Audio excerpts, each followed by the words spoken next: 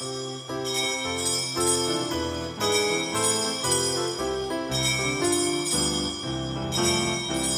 piging ng ating Panginoon, tayo laging natitipon upang matutong magmahalan sa pag-ibig na nakamtan.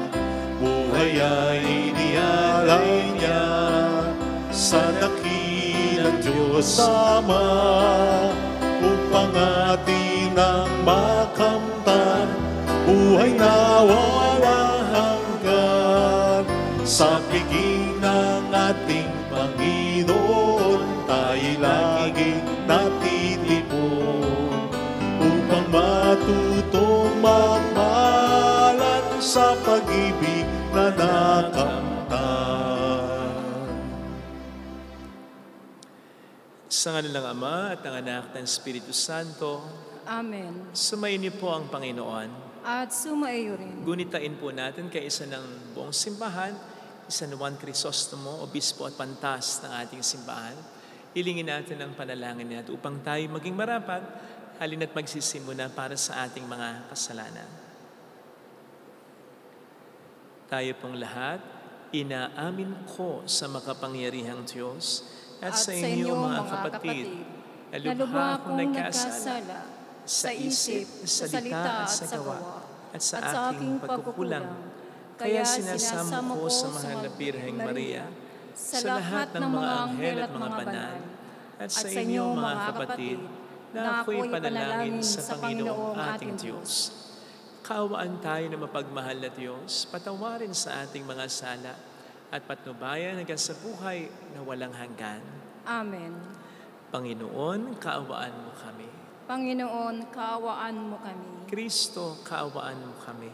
Kristo, kaawaan mo kami. Panginoon, kaawaan mo kami. Panginoon, kaawaan mo kami. Yumuko tayo, maaaring ibulong sa Panginoon ang ating intensyon. Magdasal natin ng mga OFW. Magdasal natin ng mga may sakit, ang mga nag-aalaga sa kanila. Manalangin tayo. Ama naming makapangyarihan, pinalalakas mo ang loob ng mga nananalig. Niloob mong magkaroon ng katangi-tanging kakayanan ng Obispo San Juan Crisostomo sa paglalahad ng iyong salita at sa pagtitiis ng mga pasakit, buhat sa mga ayaw tumanggap sa iyong aral. Pagkaloob mong kami natuto sa kaniyang pinagmalasakitang ilahad, ay mapalakas ng halimbawa ng kanyang pagpapaumanhing di mabubuwag. Hinulog namin ito sa pamamagitan ni Jesucristo kasama ng Espiritu Santo magpa sa walang hanggan. Amen.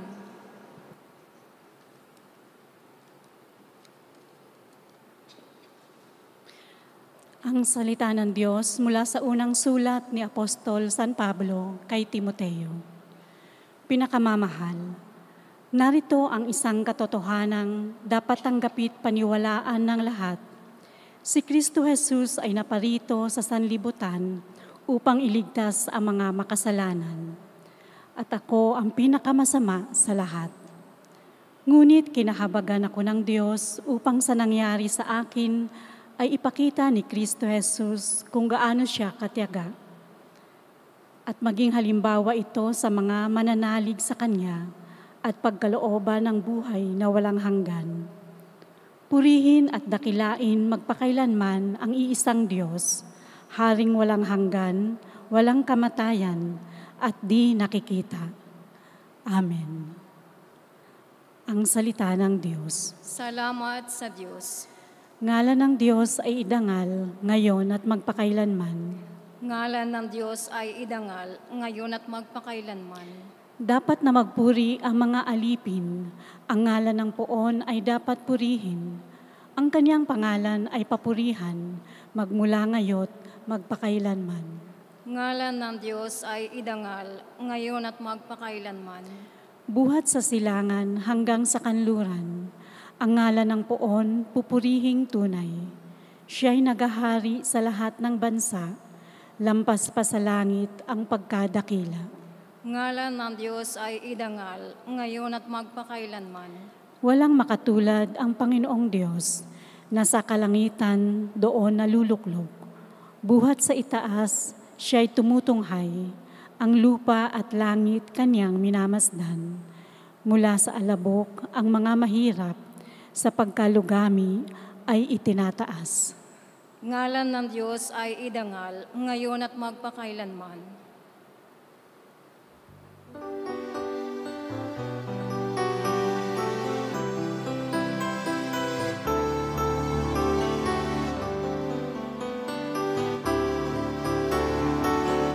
Hallelujah, hallelujah, hallelujah. Hallelujah, hallelujah, hallelujah, hallelujah.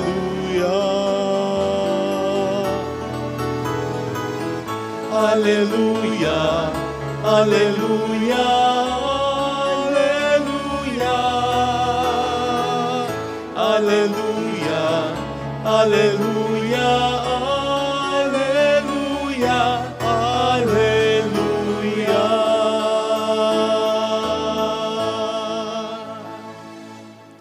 Sumainyo ang Panginoon.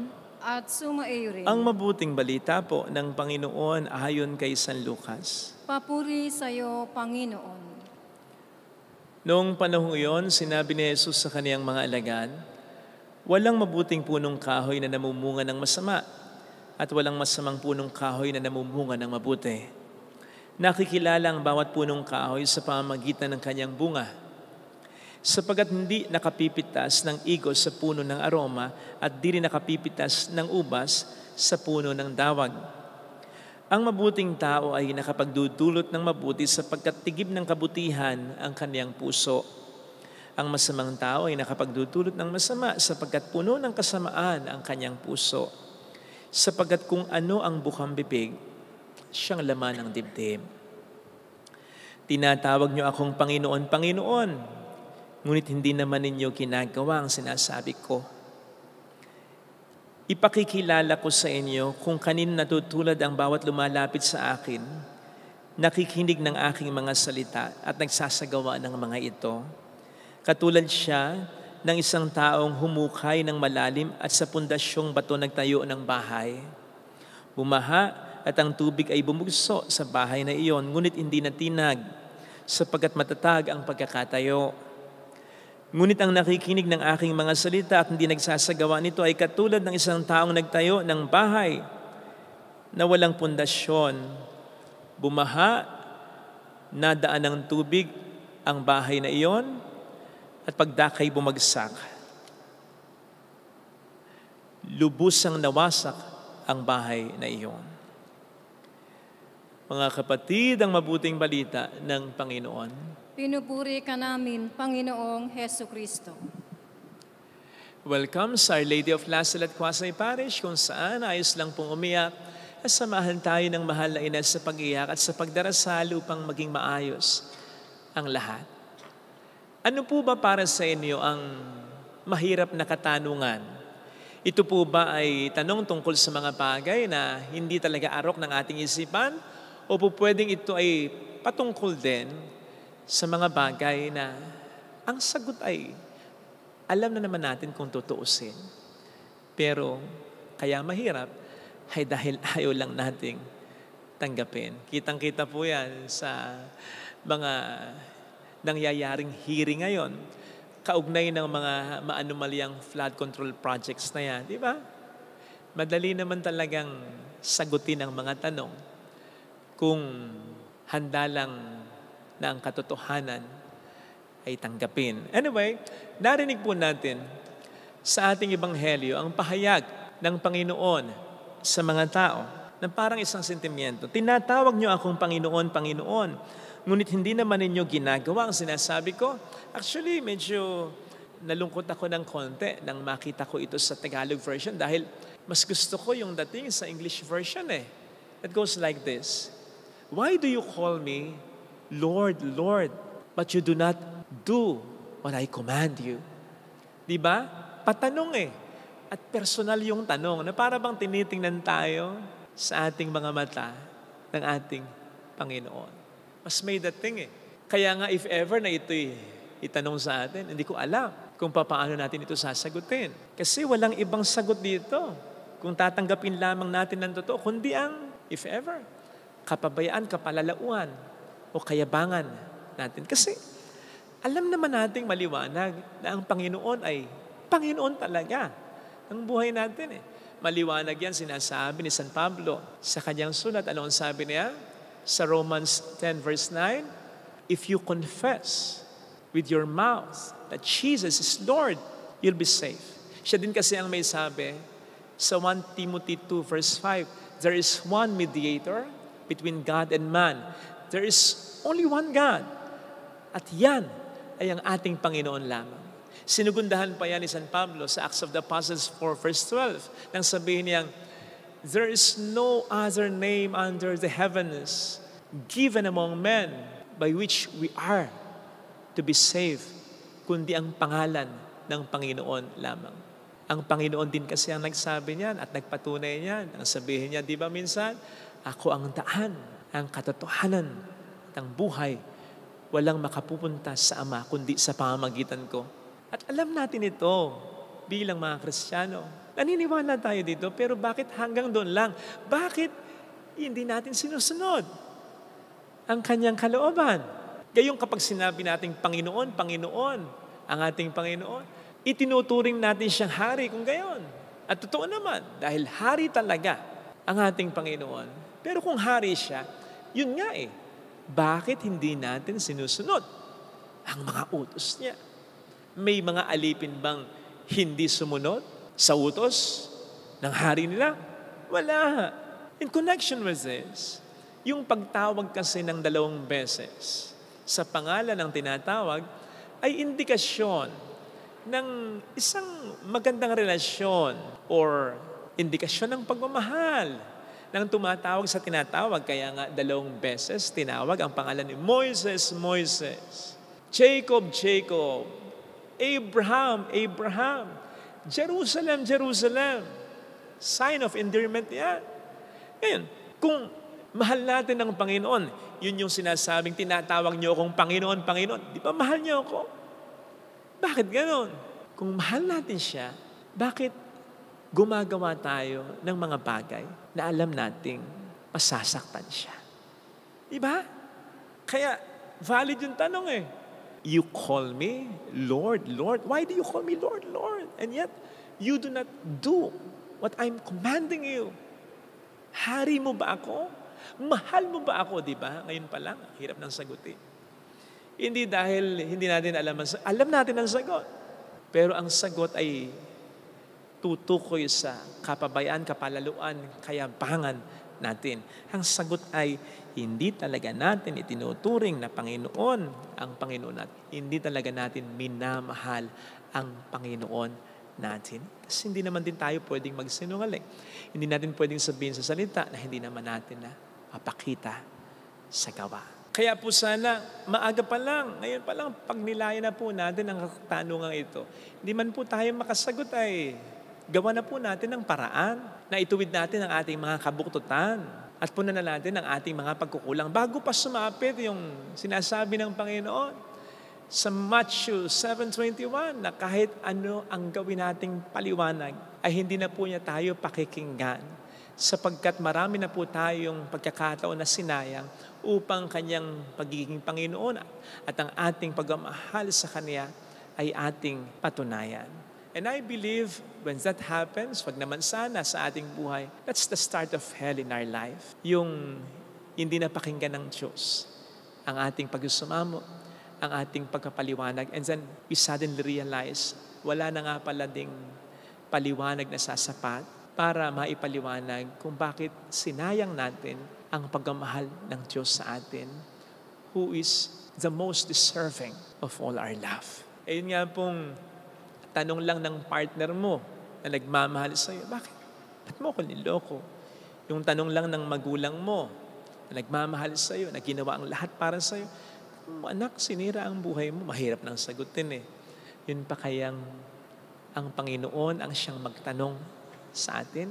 Gayong lahat naman ay ginawa at binigay niya at gusto pa niyang ibigay para sa atin. Yan sana, mga kapatid, gawin na po natin habang maaga ang dapat nating gawin para sa ating Diyos at sa mga taong tunay na nagmamahal sa atin. Kung meron man tayong mga pagkukulang na dapat punan at kung meron man tayong mga pagkakamali na dapat ay ituwid natin, gawin na po natin bago pa nila tayo tanungin. Amen. Lagay natin ang ating kanang kamay sa tapat ng ating puso.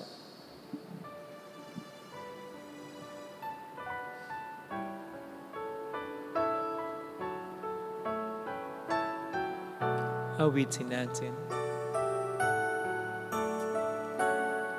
Alam kong may magagawa ang Diyos. Alam kong may magagawa ang Diyos. Alam kong may magagawa ang Diyos. Alam kong may magagawa Walang imposible sa Kanya. ang Diyos. Kung ako'y magtatapat, Kung ako'y magtatapat sa Kanya'y maglilingkod. sa Kanya'y maglilingkod, Alam kong may magagawa ang Diyos. Hindi ako magtutuwa.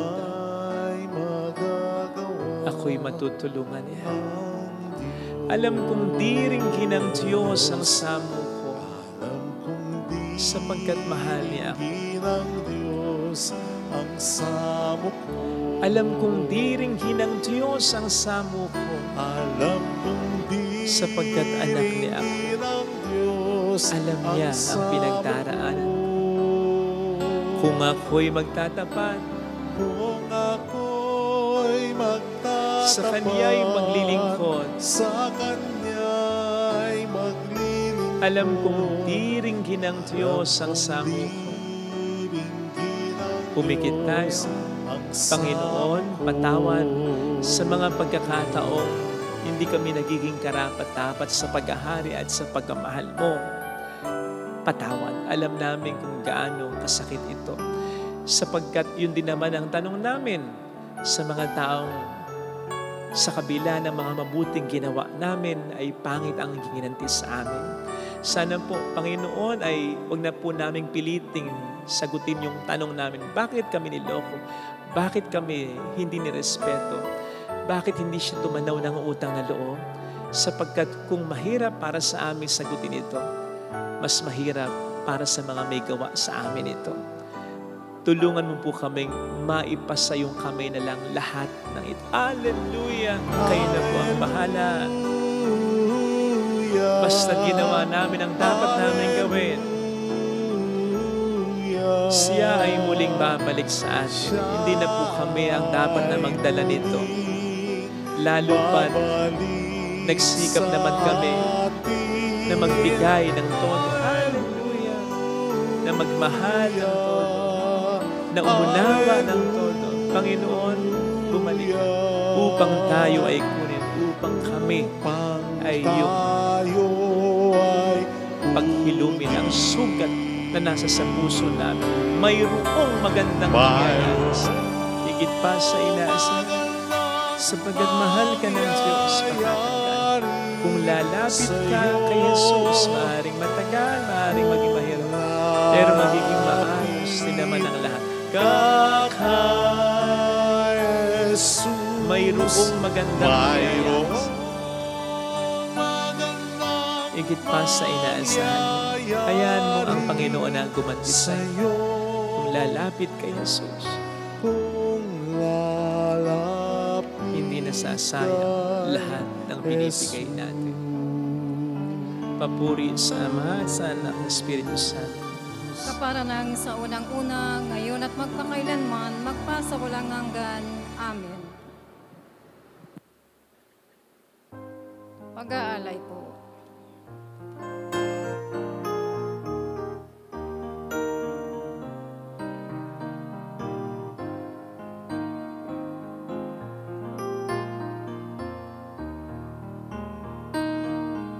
Sa nagtitiwala, iyong patnubay, ang dumaraing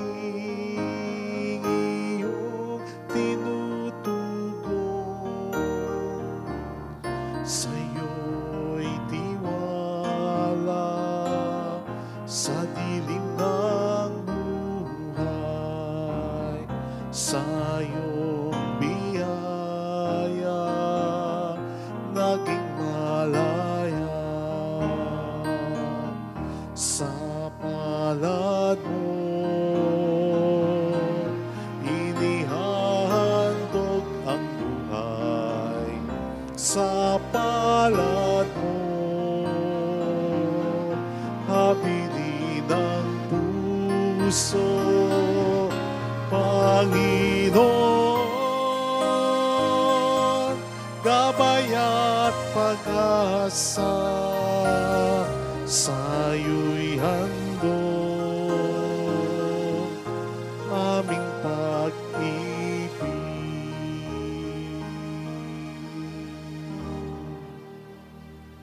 Manalangin tayo, pang ating handog ay maging kalugod-lugod sa Diyos Amang makapangyarihan. Tanggapin nawa ng Panginoon itong paghahain sa iyong mga kamay, sa kapurihan niya at karangalan sa ating kapakinabangan at sa buong sambayanan niyang banal. Ama naming lumikha sa ikapagkapatawad ng mga kasalanan, kalugdan mo ang aming kusang loob na paghahain. Ngayong si San Juan Crisostomo ay ginugunita namin. Yamang sa kanyang tagubilin, inialay namin ang buong puso ang sarili namin upang ikaw ay purihin. Sa pamamagitan ni Jesucristo, kasama ang Espiritu Santo magpasa walang hanggan. Amen. Sumainyo ang Panginoon. At sumaiyo rin. Itaas sa Diyos ang inyong puso at diwa. Itinaas na namin sa Panginoon. Pasalamatan ang Panginoong ating Diyos. Marapat na siya ay pasalamatan. Ama naming makapangyarihan, tunay ngang marapat na ikaw ay pasalamatan sa pamamagitan ni Jesucristo na aming Panginoon. Ngayong si San Juan Crisostomo ay pinararangalan sa pamumuhay niyang totoong uliran at pagiging maasahan sa panunungkulan kaya't si Jesucristo na maasahan sa katapatan ay iniahayag sa pangangasiwa sa sambayanan. Ang malasakit ng mga ulirang tagapangasiwa noon ay nagpapatuloy hanggang ngayon sa mga panalangin kanilang iniukol kaisa ng sambayanan mong dito'y nagtitipon. Kaya kaisa ng mga anghel na nagsisiawit ng papuri sa iyo ng walang humpay sa kalangitan, kami nagbubunyi sa iyong kadakilaan. Santo, Santo, Santo, Panginoong Diyos ng mga hugbo, napupuno ang langit at lupa ng kadakilaan mo, o sana sa kaitaasan. Pinagpalang na paririto sa ngalan ng Panginoon, o sana sa kaitaasan. Ama naming banal, ikaw ang bukhal ng tanang kabanalan, kaya't sa pamamagitan ng iyong Espiritu gawin mong banal ang mga kaloob na ito upang para sa amin ay maging katawan at dugo ng aming Panginoong Hesukristo. Bago niya pinagtiis ang kusang loob na maging handog, hinawakan niya ang tinapay. Pinasalamatan ka niya, pinaghati-hati niya iyon, iniabot sa kaniyang mga alagad at sinabi, tanggapin ninyong lahat ito at kanin. Ito ang aking katawan na iahandog para sa iyo.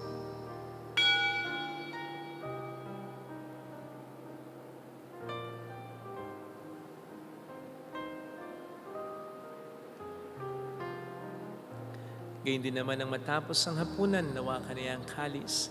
Muli kaniyang pinasalamatan. Iniabot niya ang kalis sa kaniyang mga alagad at sinabi, tanggapin ninyong lahat ito at inumin. Ito ang kalis ng aking dugo ng bago't walang hanggang tipan. Ang aking dugo na ibubuhos para sa inyo at para sa lahat. Sa ikapagpatawad ng mga kasalanan, gawin niyo ito sa pag-alala sa akin.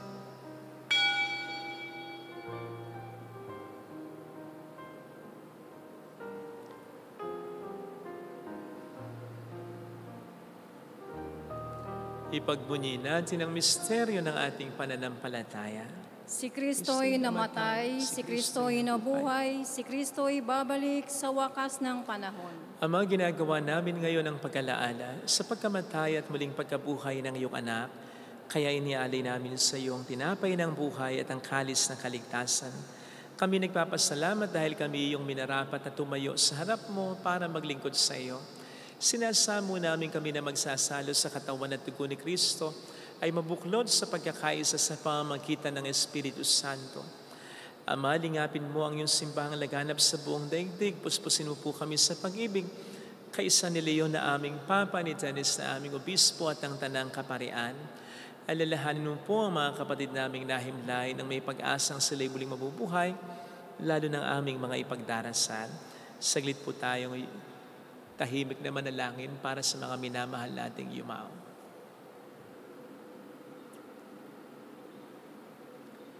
Kaawaan mo sila at patuloyin sa iyong kaliwanagan. Kaawaan mo at pagingtapatin kaming lahat na makasalo sa iyong buhay na walang wakas, kaisa ang mahal na birhen ng Lasalet, ang ina ng Diyos, San Jose ang kabiyak ng kanyang puso, San Juan Crisostomo, lahat ng mga banalan na buhay dito sa daigdig ng kalugod-lugod sa iyo, may pagdiwang nawa namin na pagupuri sa ikararangal mo sa pamamagitan ng iyong anak at aming Panginoong Jesucristo. Sa pamagitan ni Kristo, kasama niya at sa Kanya, ang lahat ng parangal, papuri ay sa iyo, Diyos amang makapangyarihan, kasamang Espiritu Santo, magpasawalang hanggan.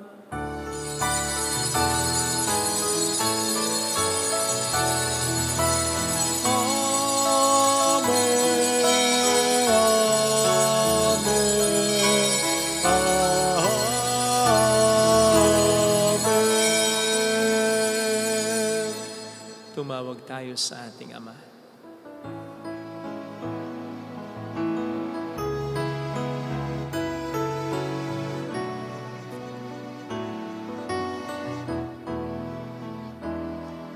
Ama namin, sumasalangit ka, sambahin ang ngalan mo, mapasamin ang kaharian mo, sundin ang loob mo dito sa lupa para nang sa langit. Bigyan mo kami ngayon ng aming kakanin sa araw at patawarin mo kami sa aming mga sala para ng pagpapatawad namin sa nagkakasala sa amin.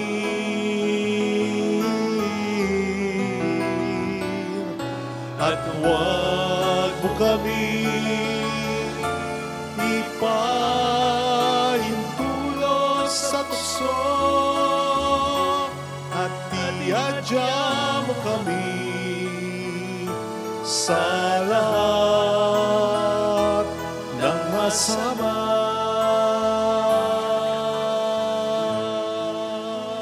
Iniling namin kami adya sa lahat ng masama, pagkalooban ng kapayapaan araw-araw, iligtas sa kasalanan, samantalang aming pinaghahandaan ang dakilang araw ng pagpapahayag ng tagapagligtas namin sa Jesucristo. Sapagkat iyo ang kaharian, ang kapangyarihan at ang kapurihan magpakailanman. Amen. Panginoong Jesucristo, sinabi mo noon, sinasabi mo rin sa amin ngayon, kapayapaan ang iniiwan ko sa inyo, ang aking kapayapaan ang binibigay ko. Tunghen mong aming pananampalataya, huwag kang aming pagkakasala. Pagkalooban mo kami ng kapayapaan at pagkakaisa sa iyong kalooban, kasama ang Espiritu Santo magpasa walang hanggan. Amen. Ang kapayapaan ng Panginoon ay sumainyo na bang lahat. At sumaiyo. Magbigayan tayo ng kapayapaan sa isa't isa. Kapayapaan po. Spirit. Kordero ng Diyos, Na nag-aalis ng mga kasalanan ng sanlibutan, maawa ka sa amin. Kordero ng Diyos na nag-aalis ng mga kasalanan ng sanlibutan, maawa ka sa amin. Kordero ng Diyos na nag-aalis ng mga kasalanan ng sanlibutan, ipagkaloob mo sa amin ang kapayapaan.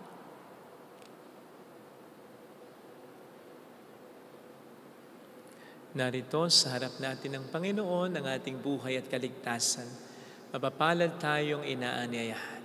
Panginoon, hindi ako karapat-dapat na magpatuloy sa iyo, ngunit sa isang salita mo lamang ay gagaling na ako.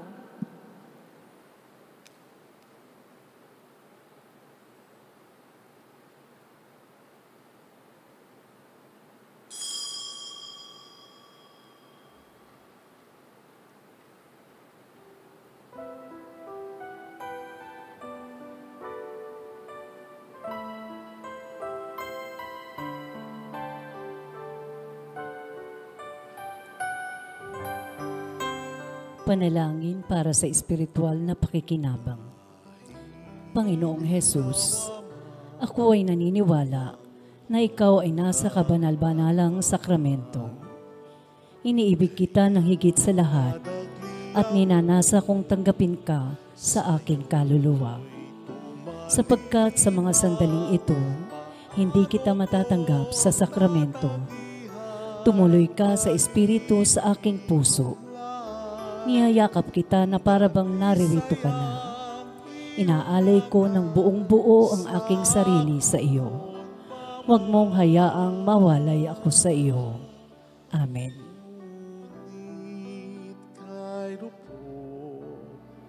Ng puso kong ito, sadya kitang nalimot sa salay na lukmok. Gayunpaman katulad ko'y inibig mo pa rin. Ninais mong maibalik ako sa iyong piling. Kahit tanging anak iyong ibinigay sa aking kaligtasan, buhay niya'y inalay. Dahil ikaw, Ama, ay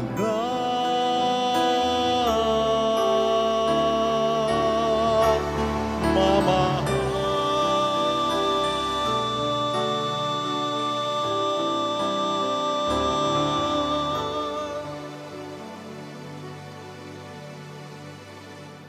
Manalangin tayo.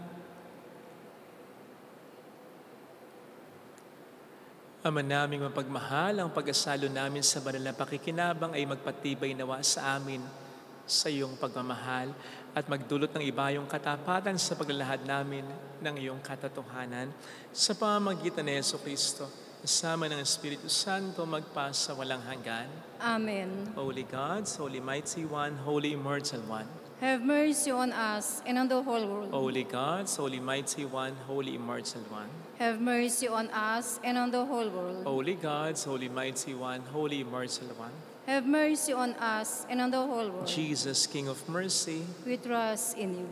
alalahanin, Alalahanin, O mahal na Birhen ng Lasalet, ina ng pag-asa, ikaw ang nagpaalala sa aming magbalik loob sa Ama. Ito ang nagpapatunay na ang kagandahang loob mo'y nanatiling busilak. Sa pag-aaruga mo sa amin, tungkulin mo'y tinupad. Sa paanan ni Kristo, itinuring mo kaming mga tunay mong anak. Kaya ninais mong lisay huwag mapahamak. Maging sa iyong walang tigil na pananalangin, pati luhay pumatak. Huwag na mamawala ng saysay ang iyong paghihirap. Hiling nawa namin sa iyo, o aming inang liyag, na matapos ang pakikibaka namin sa mundong ito at sa pananatili naming tapat kay Kristo, sa kapurihan mo'y makibahagi kaming ganap, upang kung nasan ka ngayon ay maparoon din kaming lahat, at ang kaganapan ng kaluwalhatian ng Diyos sa may tuluyang matupad siya nawa. mahal na Birhen ng Lasalet, tagapagkasundo ng mga makasalanan. Ipanalangin mong walang patid kaming mga dumudulog sa iyo. Marami pong salamat sa inyong pakikisa at sa mga tulong na binibigay po ninyo. Nagiging dahilan para makatulong din po tayo sa iba. Salamat po. Sumainyo ang Panginoon. At sumaiyo rin. Pagpalain kayo kasama ng ating pamilya na mapagmahal na Diyos, ng Ama at ng Anak at ng Espiritu Santo. Amen. Umayo tayo sa kapayapaan ni Kristo. Salamat sa Diyos. Salamat din po.